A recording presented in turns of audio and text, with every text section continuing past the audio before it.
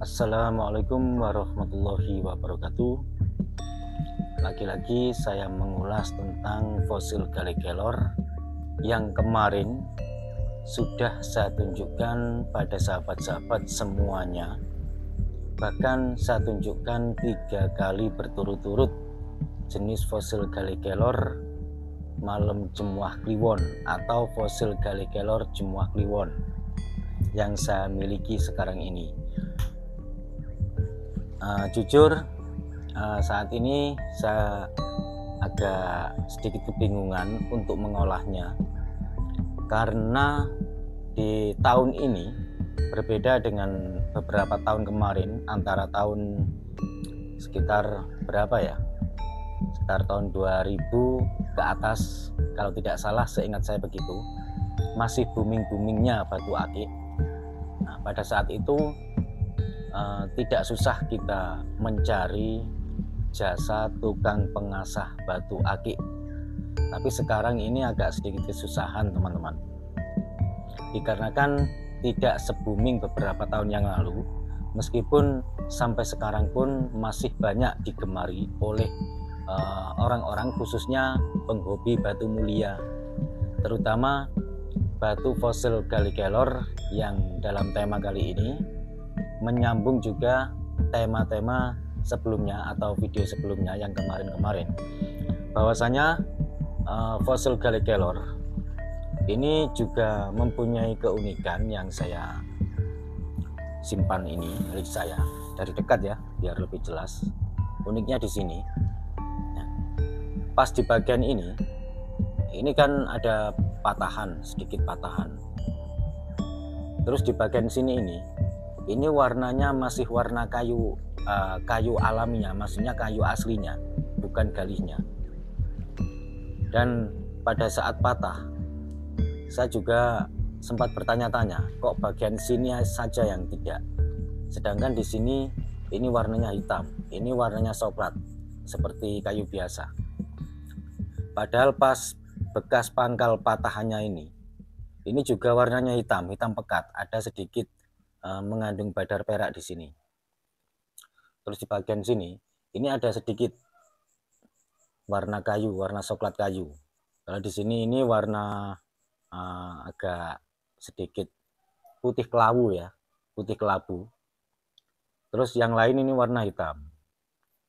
Nah, di sini juga masih ada warna coklat kayu. Terus yang lainnya itu sudah hitam polos. Kalau ini memang ada bagian kecil, yaitu warna kulit. Memang ini bagian kulitnya yang sekarang terlihat lebih sedikit tua warnanya. Jadi saya juga sempat berpikir meneliti yang bagian sini. Ini kenapa ya? Cuman yang bagian ini saja, ini warnanya ini kok warna tetap coklat kayu. Padahal pas pangkal patahannya ke bawah ini warnanya hitam, layaknya fosil Gallikelor. Tapi yang bagian sini ini tidak dapat berubah. Padahal ini saya cek, saya deteksi, saya rasakan energinya cukup kuat sekali. Padahal belum saya poster, belum saya apa-apakan. Hanya saya pecah menjadi 3 bagian. Ini sudah cukup kuat sekali secara alami. Terus banyak juga dari sahabat-sahabat yang menginginkan fosil Gallikelor ini. Nah, ini juga ada bagian sedikit yang masih tetap berwarna coklat kayu, tidak berubah. Yang lainnya perubahannya itu cukup drastis sekali, dan menurut saya perubahan warnanya itu sangat singkat karena hanya sekitar 4-5 jam saja langsung warnanya itu hitam pekat semua. Padahal pas waktu saya pecah ini sedikit semu kecoklatan. Cuman seingat saya hanya bagian sini yang warnanya hitam, terus bagian sini agak kecoklatan. Selang waktu 4-5 jam seingat saya langsung berubah total gitu. Yang bagian sini pun ini yang ketiganya, itu tadi yang pertama, kedua, dan ini yang ketiga. Kemarin warnanya ini Coklatnya gimana ya, layaknya kayu, warna kayu coklat. Terus sekarang agak sedikit semu kehitam-hitaman gitu. Nah, padahal ini tidak saya basahi.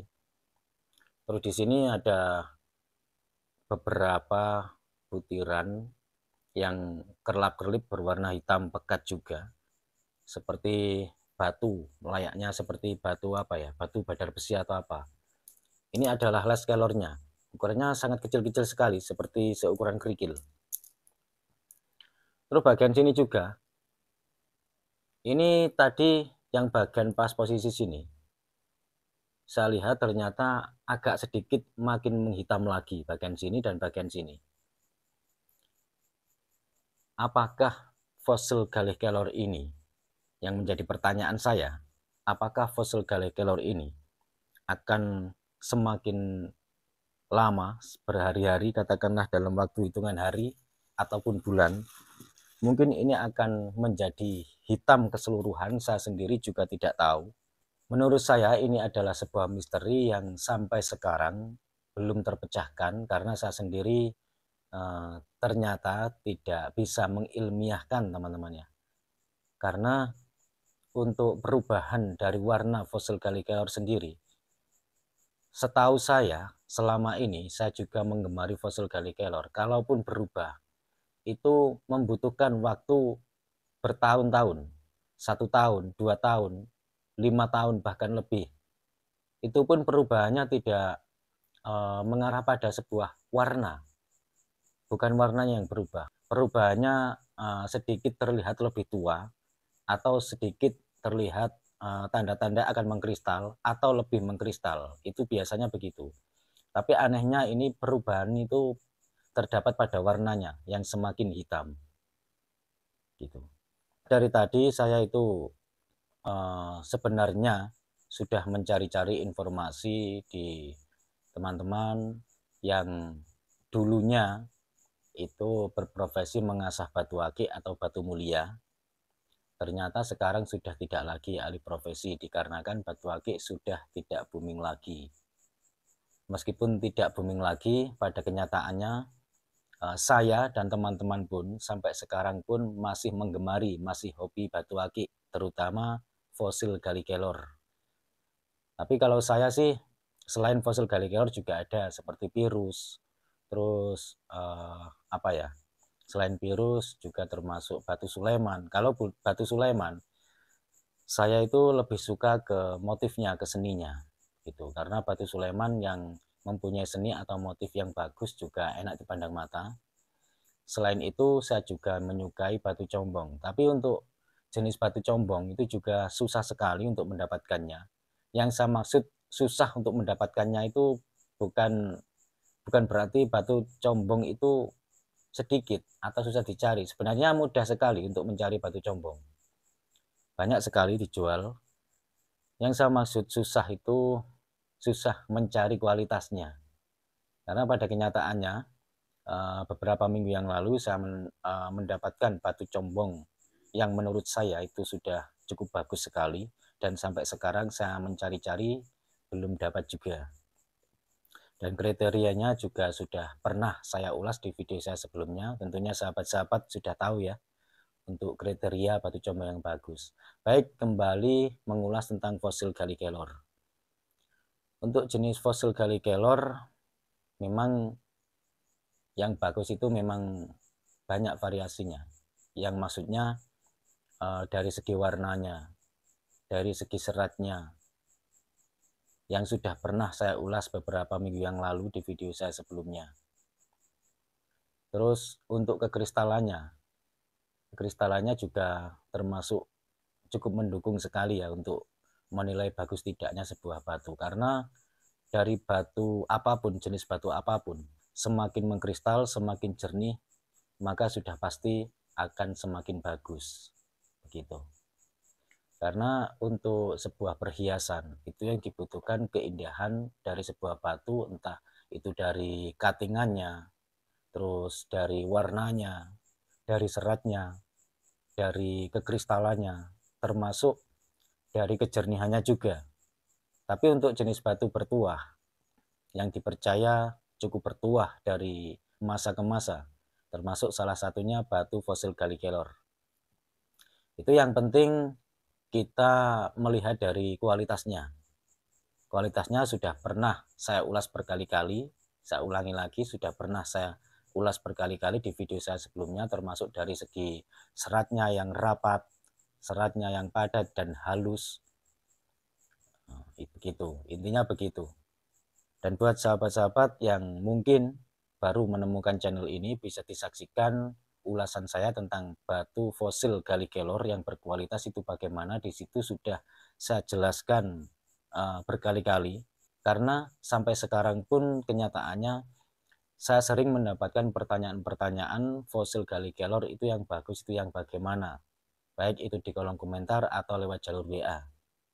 Padahal di situ sudah sering saya jelaskan. Berarti sahabat-sahabat yang bertanya ini mungkin baru menemukan channel saya ini sehingga belum menyaksikan ulasan tentang fosil Gali Kelor yang berkualitas itu bagaimana di video-video saya sebelumnya. Dan sepertinya saya tidak mungkin untuk mengulas kualitas fosil Gali Kelor itu saya ulang-ulang terus, kan bisa membuat kejenuhan itu ya teman-temannya. Ya, saya mohon maaf. Di sini bukannya saya tidak mau menjelaskan, karena sudah berkali-kali saya ulas, saya jelaskan di video saya sebelumnya, sehingga rasanya itu kurang gimana ya, kurang pas lah jika saya ulang berkali-kali. Dan tidak lupa saya ucapkan buat sahabat-sahabat semuanya dimanapun berada, khususnya sahabat-sahabat subscriber tercinta, semoga kita selalu diberi keselamatan, ditambahkan rezekinya, dimudahkan segala urusannya, diberi kesehatan lahir batin, amin. Sekian dulu dari saya, kurang lebihnya saya mohon maaf. Cuma itu yang bisa saya sampaikan. Wassalamualaikum warahmatullahi wabarakatuh. Rahayu, rahayu, rahayu. Salam budaya.